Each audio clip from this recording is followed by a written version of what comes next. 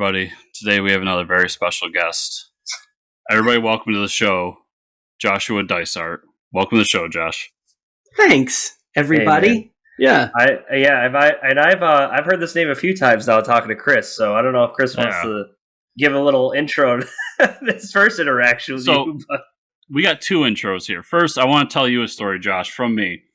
Okay. As I was doing research for this, my deep Wikipedia research, the most trusted source on all the internet. Yes. I realized that you were a part of a book that is part of the mythology of Mike and I.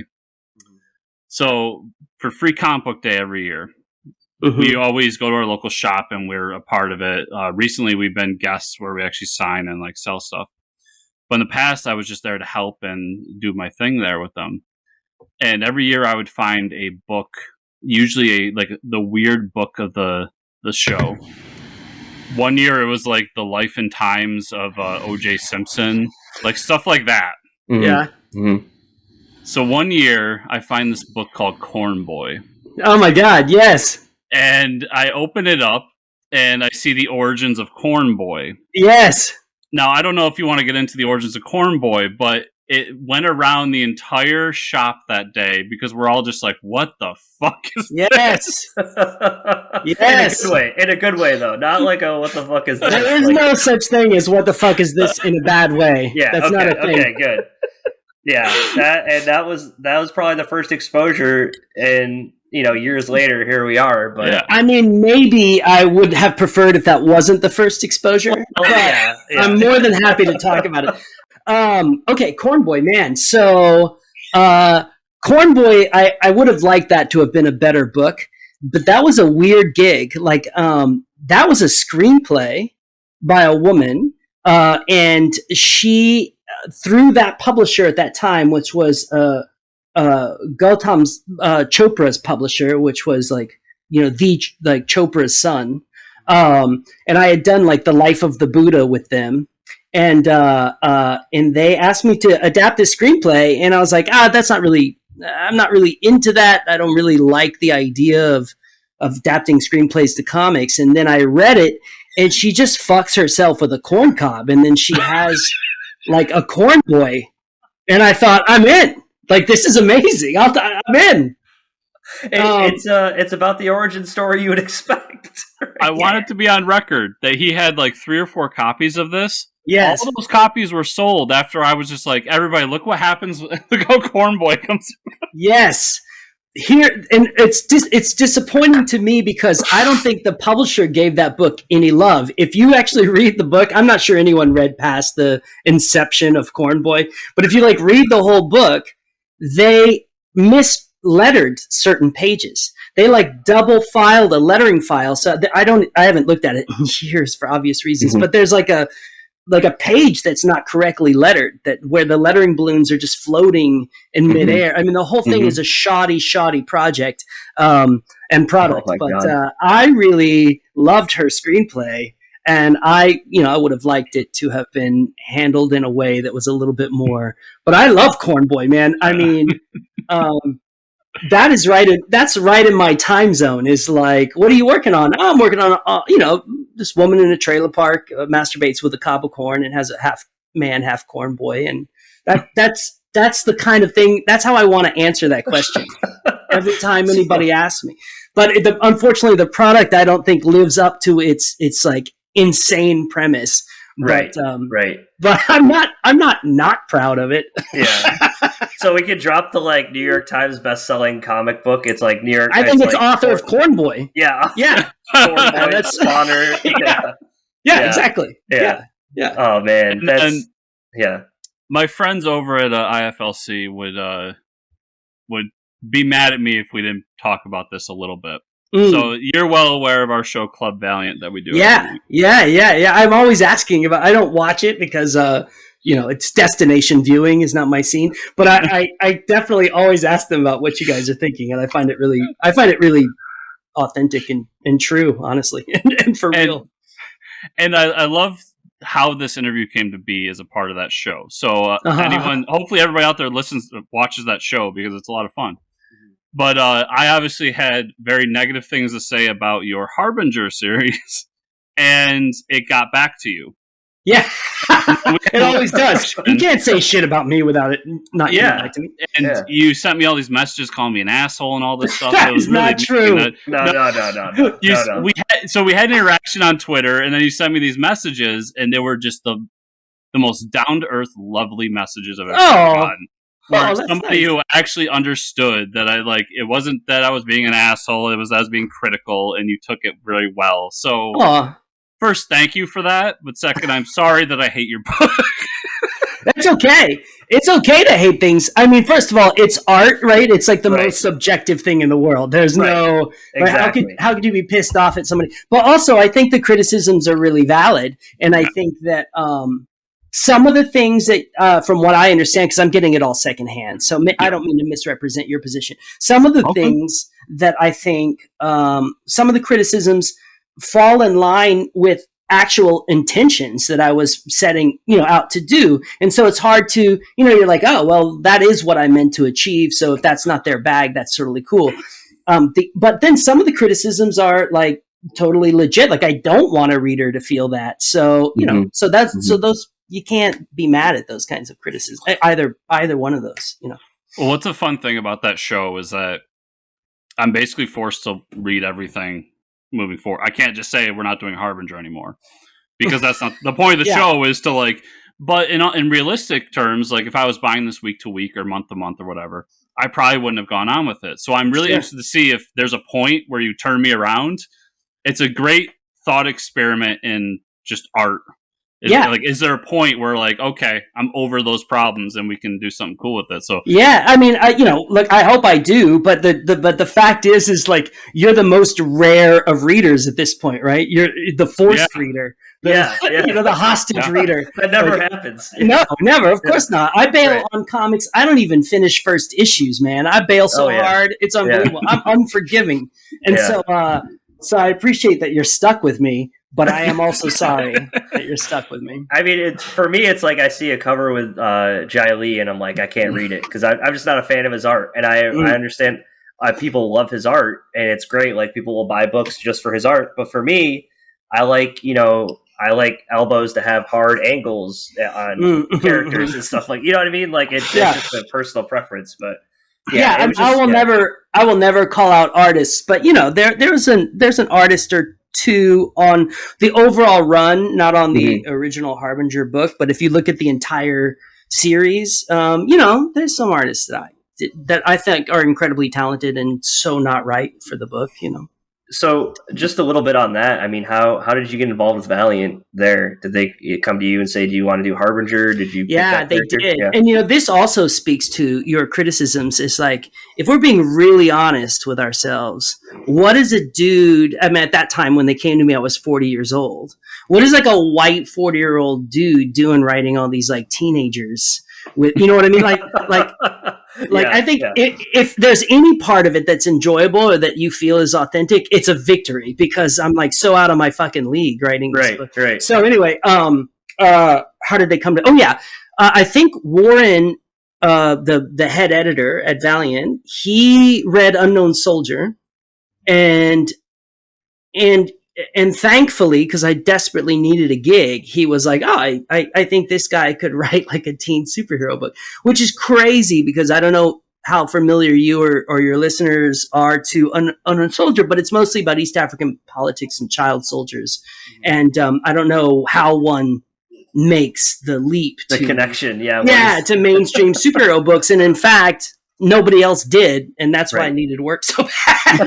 So, I had a book that had been nominated for 3 Eisners, including Best New Series and Best Single Issue, and had been talked about in the New York Times art section, and had been talked about on BBC, and nobody would hire me when it was over. Yeah, so it was really interesting. But then Valiant came calling. But like you're talking about that right now, I mean, as far as like guests that we've had, I mean.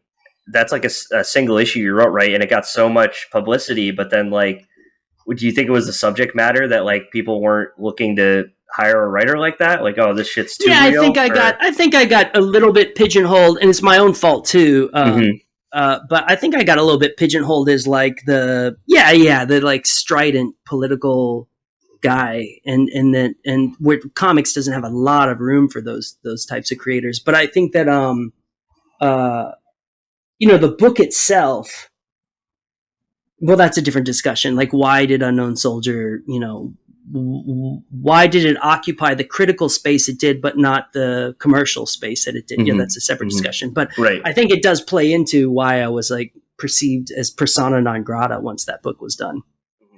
So when Warren and Dinesh bring you into the Valiant ecosystem, obviously Valiant's just like restarting. They're just beginning. How much like were you in on like what the world building was? Were all the creators in a room together or a Skype call together saying like, well, let's do this and we can build into this? Because where I'm at now, we're obviously going into the first event where two books are kind of crossing together. So how much of that was going on at the beginning, and how much of it was those two or anyone else saying like, these are the paths we're following for Valiant? Oh, I do want to say like one more thing, to the previous step, but it just occurred to me. But then I'll answer your question. Is that also this is a book that's like 10 years old? I do want to state that too, and truly great art obviously transcends time and remains good. But mediocre to average art will date itself, and I think that also may be part of the issue with that book. Okay, to your question. Yeah, man, we were, and it was really exciting and super, super, super fun. And it was the best part about being at Valiant is that we were all in the mix together. We had these writing retreats about 4 times a year where they flew us all to New York, and we all sat in a room for 2 days, and we all told each other our stories and helped each other solve our story problems and pitched other people's books concept to each other. There's a point at which the ideas, there's a sort of like a Venn diagram of people's ideas, and you can kind of, and there are things in my books that are Rob Venditti's idea, or there are things in a Jeff Lemire book so I really enjoy all that. I don't feel particularly proprietary about concepts or ideas or protective, and I've spent most of my life being alone in a room writing stories. So to be with a bunch of really creative, lovely, funny people, and to be telling each other stories and having a great time, that a writer's room is not something a lot of comic creators get to participate in. And and that was a really big part of it. Having said that, I don't think, if I'm being completely honest, I never really played very well inside of the shared universe. I think I played very well when it was all a bunch of creators hanging out, telling each other stories and helping each other break stories. But when it really came down to writing, look, I'm an only child. I'm self-absorbed. I'm a prick. You know what I mean? Like, I just don't care about your shared universe. So I think sometimes you'll see in the work, you'll see me sort of wandering off into my own little corner.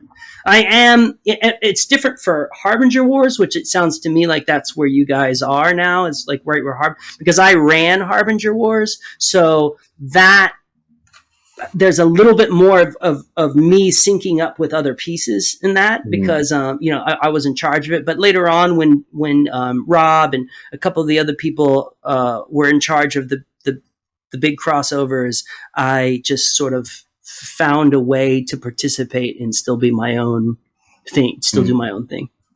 And how much were you guys told to rely on the 90s Valiant world? Like, obviously, we got to do a Bloodshot book because it's Bloodshot. We got to do an Exo book because it's Exo, it's Harbinger. But like the side characters, the other stuff, how much of it was, let's keep these IPs over, and how much of it was, hey, Josh, just create something new?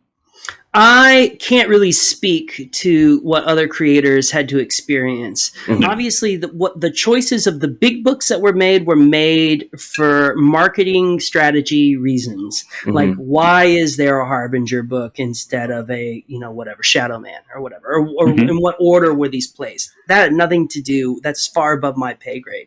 But I think that once we got into the mix of it, we were pretty free to do what we wanted to do.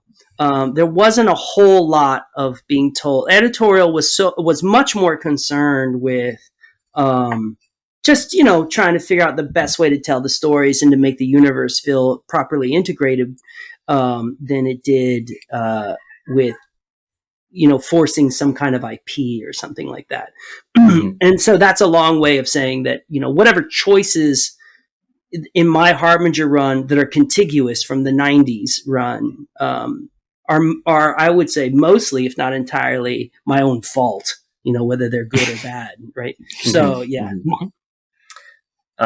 So jumping back away from the superheroes into the more political climate, the Living Level 3 Iraq book, how did that come about?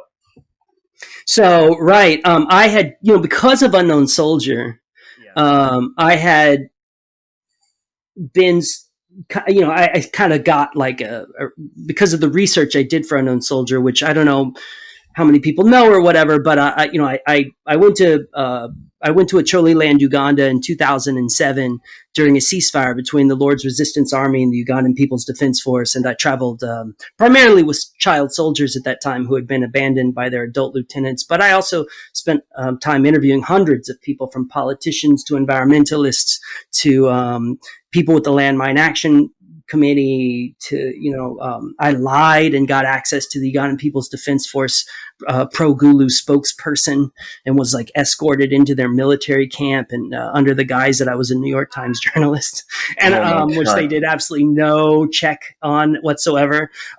So I think after that, then I got a little bit of a reputation for somebody who would take this kind of stuff a little bit more seriously, and I think it was my friend Andy Parks who was first offered the job, possibly through an agent or something. And so a member of the World Food Program, which is now the Nobel Prize winning World Food Program, for what that's worth. A lot of assholes have won the Nobel Peace Prize, but I think that was a good choice. I think so too. Yeah. Yeah. In this case, I'm pretty proud to be a part of them. They had contacted Andy, and they said at that time, I believe it was, it might have been Chad, I think, because, the WFP goes wherever the need is the most. So, and this was years before we actually mobilized. And so they had asked Andy Parks if he wanted to go to Chad for 2 weeks and witness, what was happening there, and then make comics about it. And Andy Parks was like, "No, I don't want to go to Chad. It sounds really rough. But I know who will go." And so that's when I got the call. And then once I realized that was on the table, I had missed being in the world. And I mean the real world. I don't mean Europe or whatever. I missed being on the continent, and I missed participating or witnessing or doing whatever I could to be a part of these events that are so outside of a kind of Western observational matrix. And so I really petitioned very, very hard for that job. Once I realized that job existed and that they were looking for someone, I really petitioned for it. And by the time we got funding and we figured out how it was all going to work, at that point, then Iraq, so that was December of 2014. So the rise of ISIS had happened that summer. And they had several key cities in northern Iraq, and so that was now the new destination. So that's how that happened. Yeah, I think you might be our first guest and probably one of the only that has put his life on the line for comic books. I mean, that's not everybody, like you said, not everybody's willing to go do that, right? I mean, that's. It was very safe, and I mean, obviously things can go sideways really fast in a war zone, but it was always very safe to be inside of the WFP convoy. They practice radical neutrality. There's no soldiers with us or anything, but we've got body armor on, and also they have the most robust communications network on the planet. So, if they have satellites that can monitor, if something breaks out nearby, your best defense is to turn your convoy around and drive in the other direction. Right. But I will say that once I was on the ground in a WFP convoy, that's when I realized how absolutely stupid and entitled it had been for me to go to Uganda by myself in 2007, and how I got in and out of that space safely. Right. That's only youth.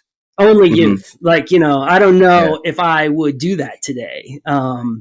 So it wasn't until I was in an actual convoy where safety was being taken into account that I realized what a dumbass thing to do, like when I want to do that without that. So yeah, that's insane. Is there like a moment in your life where you realized this was stuff you wanted to do, or is this something that's always been with you where you're just like, I love doing this and going here and helping these people? Like everything, it's an evolution, and also like everything, to tell the story of it is to kind of fictionalize it a little bit. So, I don't want to do that too much, but like,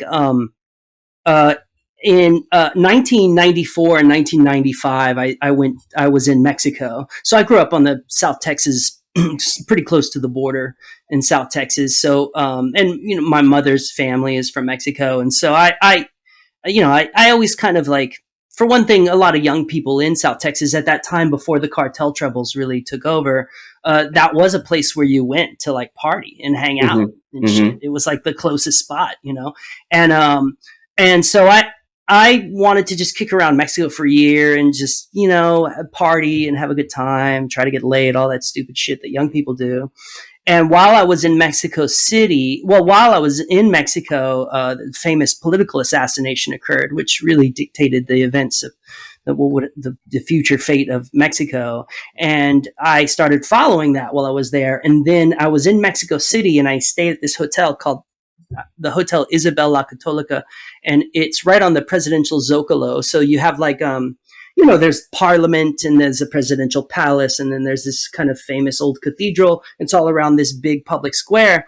And I woke up one day, and there were thousands and thousands and thousands of people in this square, and the Mexican army was deployed around the square. It's like right outside my window, and everybody in the square was wearing a balaclava, like a mask, like a ski mask. Everybody, men, women, children. And they were chanting "Todos somos Marcos." We are all Marcos. And I was like, what is this? I ran down and ran right into the middle of the square. And it was like military aggression, and people were chanting. And that's when I first learned, because I was just a stupid white kid looking to get into trouble. So I wasn't really politically aware, but that's when I first learned about the Chiapas the uprising in Chiapas, Mexico, and the political revolution that was occurring there. And I got on a bus the next day, and I went to Chiapas, and that was my first time in a like a low impact guerrilla war zone. Right. And so that really radicalized me politically when I saw that and saw what was happening there. And then I got progressively more and more aware and educating myself about what is the value of human life to the state, to the nation state, right? And the value, and so and then I never really saw that comics could be a way for me to address that. And then when Unknown Soldier came up, I'm trying to make this a shorter story than it is, but when Unknown Soldier came up, I pitched the war in Choliland, Uganda, because at that time I just needed a job, man. I wasn't trying to be like a politically conscious person. I just really needed the work. I knew I was competing with a lot of people. Since that's happened, several writers have come up to me and was like, "Hey, I was competing for that gig," but I didn't know who. I didn't know I was competing against Dwayne Straczynski and all these other people, but I didn't know I was competing for it. And I also knew that because this was 2005 or so, or 2006, I knew that every pitch that anyone sent in was going to be a war on terror pitch, right? Because that was just the rhetoric of the moment, right. And doing it. That's just what was going to be. And I was like, I need this job. I'm going to have to separate myself.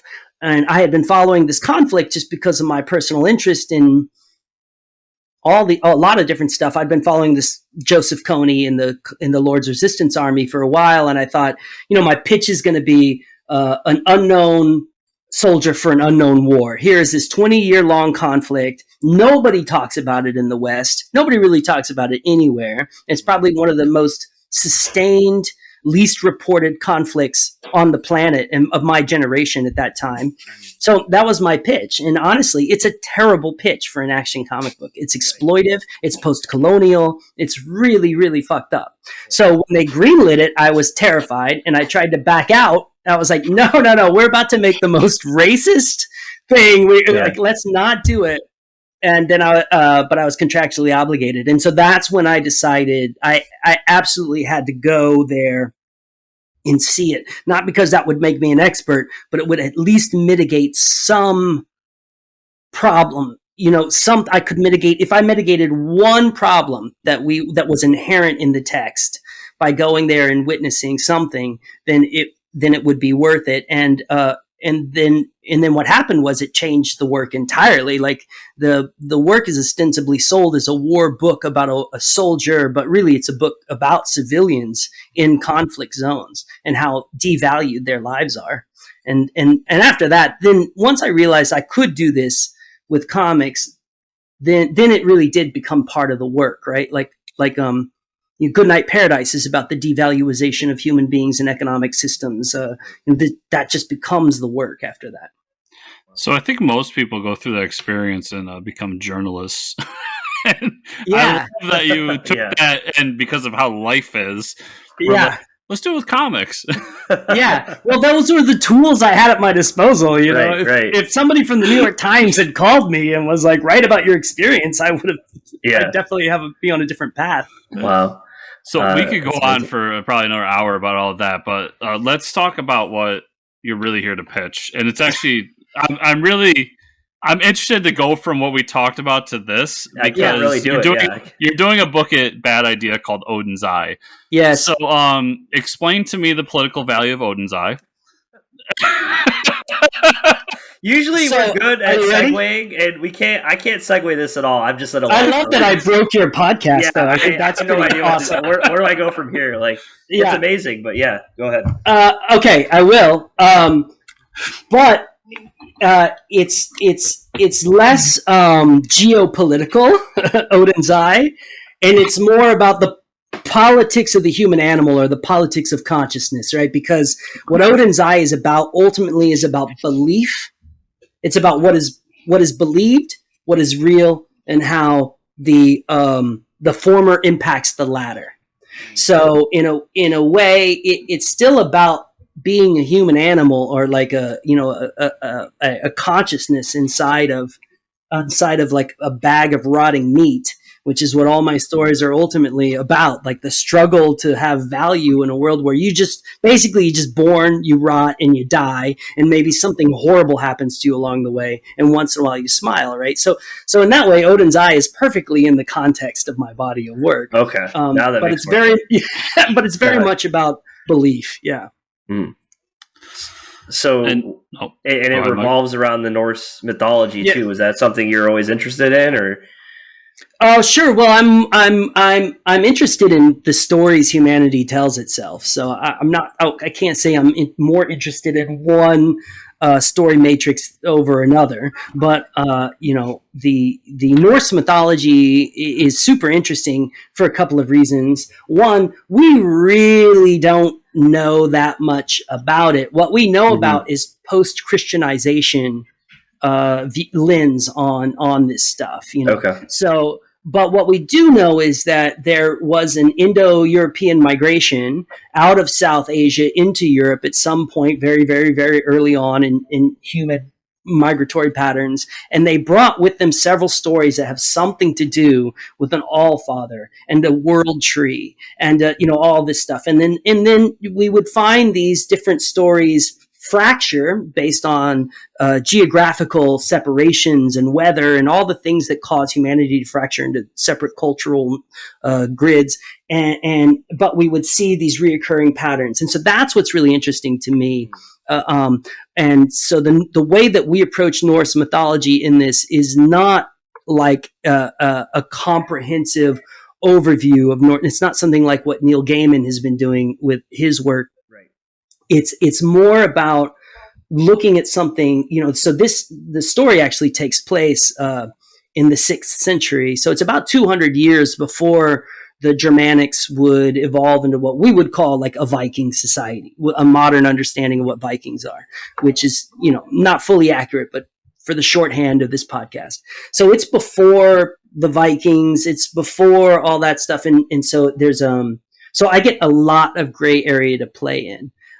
So basically it's about the pitch is it's about a Geat, a little girl, a Geat, which, was an ethnic group in that period, and a Proto-Germanic ethnic group. And she has a seizure disorder. And whenever she has seizures, she believes that Odin or Allfather or the Hanging God or whatever, all the 99 names of Odin, that he is speaking to her, but she can't understand it because she's just a person and Odin is a god. And so the local chieftain is convinced to assign her all the heroes of the settlement, and they travel further north to see, because reportedly there's a story stone of north and so they take her to the story stone to see if she can figure out what Odin wants from her. And that's the premise that launches the book. But like everything I try to make, that's just to get you to read it. It's something else entirely. Yeah. Yeah. And you got checked up with a pretty amazing art crew on that book too. It's crazy stupid how beautiful this book is. Yeah. It's unfair to other books. Yeah. It's like Everything a Bad Idea, and then this book. It's like, the art's great on all the books. Idea either. No comment. You see that cover and it's like, holy shit. It's amazing. So Tomas Jurello is like a supernatural art being. Mm-hmm. Yeah. I know. I'm really excited for that. And then you told us you got into a little bit of novella, your first novella coming out. So 45,000 page prose novel or novella called Brood 10. It looks like Brood X, but it's the Roman numeral 10. Brood X sounds cooler, but every time I say that, people think I'm doing an X-Men book. So, kind of like Swords of X, right? Yeah, yeah, exactly.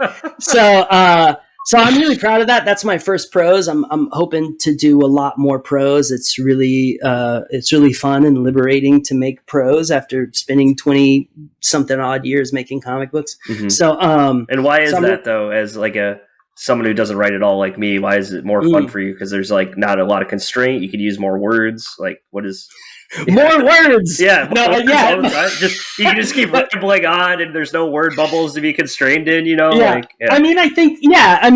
Look, it's a lot of things. When you are writing for a comic book that you are not going to draw, you're really just like a brick in the wall. You're just sort of laying a foundation, and that is an amazing exercise, and has probably really helped me with my ego problems and all that shit. Like, really, it's kind of humbling. Yeah. And I loved that exercise for so long, but I really do love words, and I really do love constructing sentences, and I really do love speaking straight to the audience. So in a way, making the product from start to finish is really exciting for me. But secondly, also it's about storytelling real estate. There's so much that I find interesting about a story or a character that is not a visual expression. And so is ideological expression or a narratological expression, characterological expression. And so I can only do so much of that in comics because ultimately I want to service the art. So I'm trying not to labor that kind of stuff too much. But when you write prose, that's exactly what it is. Like comics are exciting. Movies are this is a very flat, basic thing to say, but movies are what people do. Plays are what people say. Novels are what people think, and comics are really interesting in that it's kind of all those things at once, plus art.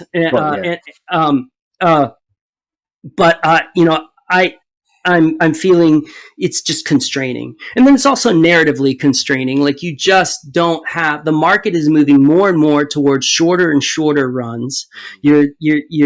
You're constantly encouraged to do what the story you want to do in 4 issues with 20 pages apiece.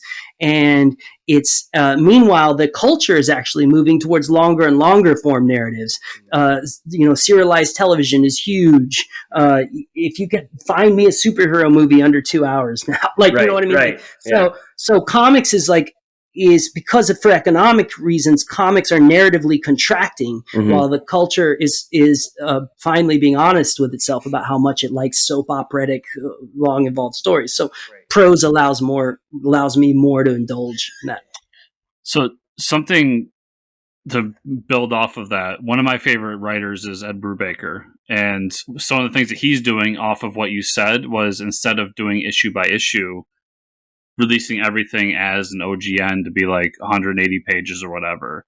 Have you thought about moving into that realm to do more of your comics so that you can keep them a little bit longer and have more breadth of story and not be constrained to 20 pages?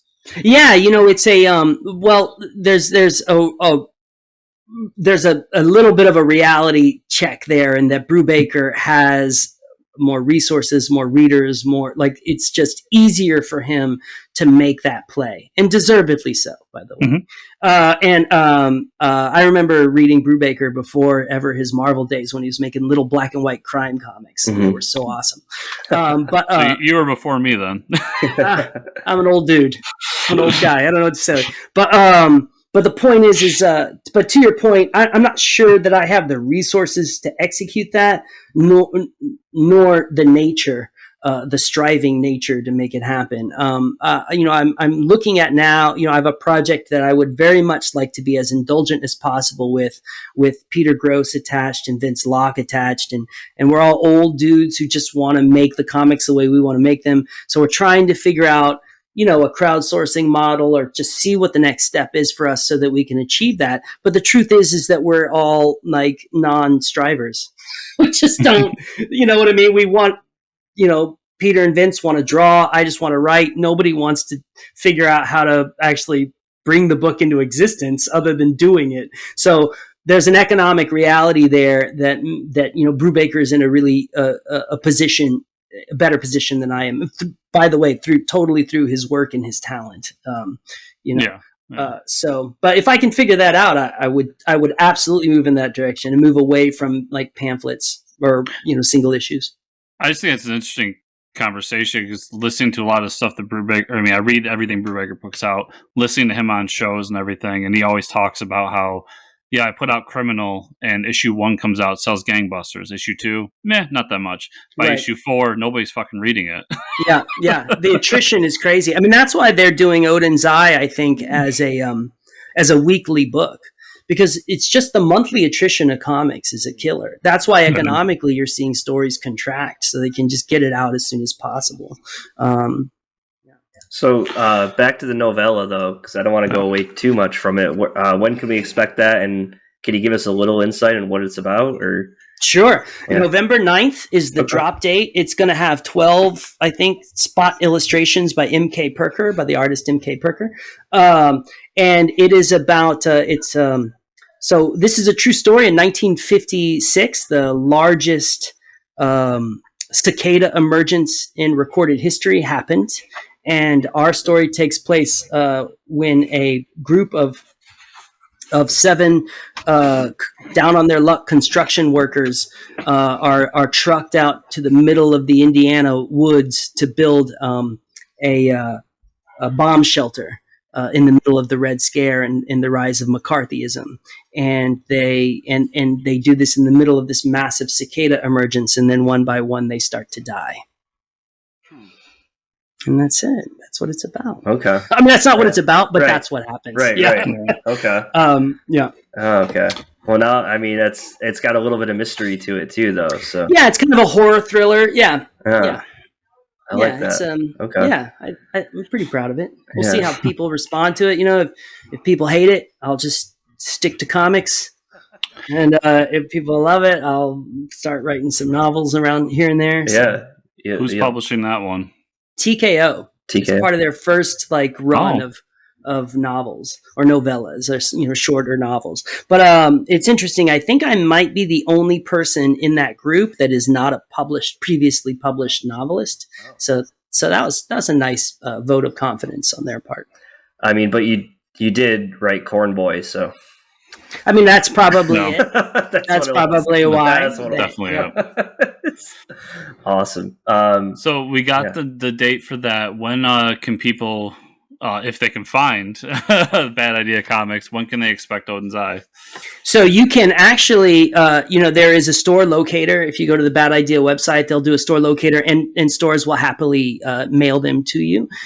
So you can deal with that particular issue of Bad Idea, but the distribution issues. But the first week in December, the first issue drops. It's 72 pages long. After that, every consecutive week in December, for every week in December, the 5 weeks of December, then you will get a new issue every Wednesday. The other issues will be 32 pages long. So it's quite hefty work. And yeah, that's exactly how I get my Bad Idea Comics. Everybody, I will have the links to both the locator and the shop where I get mine that will ship them out to you as well. Nice. Thanks. Josh, thanks so much for everything. It's been amazing. We've got to do this again sometime. But right. Before you leave, happily. Yeah. Where can people find you online? Oh, yeah. Okay. So I'm probably too active on Twitter. So you can get me there. I do have a Facebook account, but I'm pretty much only using it to promote. I'm not really, but you can engage with me on Twitter, and I'll be present there. And if anybody's on Letterboxd and likes watching movies, come find me there. I'd be warned, I don't watch a whole lot of movies that other people probably like. I'm not trying to be pretentious. I just am naturally pretentious. But come and find me on LB, and maybe I could turn you on to some movies you've never heard of. That's awesome. Well, thanks, and Josh. Also, everybody, I will have the links to Josh's website and his Comixology author page, so you can check out the books. And as we always talk about in the show, a lot of Josh's books are part of Unlimited, so if you are an Unlimited person, you can read them for free, which makes it even better. What is Unlimited? Is that the Comixology thing? Yeah. What is that? Yeah. That is the Comixology. You pay like $6 a month, and they have free books you can read. They give you a discount on new books, all kinds of stuff. Yeah. Cool. Yeah. Your money's going to Amazon, but if you love comics, it's a cheap way to do comics. If you love putting billionaires in space, right? Yeah, exactly. That's what you do. Comixology Unlimited. Yeah. It's tough to live a completely moral life in today's world, but we try. It's impossible. It's impossible. Yeah, that's awesome. But everybody, go check out those links. Check out Josh on Twitter and all that stuff, and make sure to pick up copies of Odinn's Eye, and I already forgot the name of Novella. I'm sorry. So that's okay. It's Brood 10 or Brood X, depending on how you want to pronounce the Roman numeral. Yeah, X, and Brood X. Yeah. Thanks so much, Josh, for being here. Once again, we got to do this again sometime. Yeah, I loved it. I'm always open to it. I appreciate you guys having me on.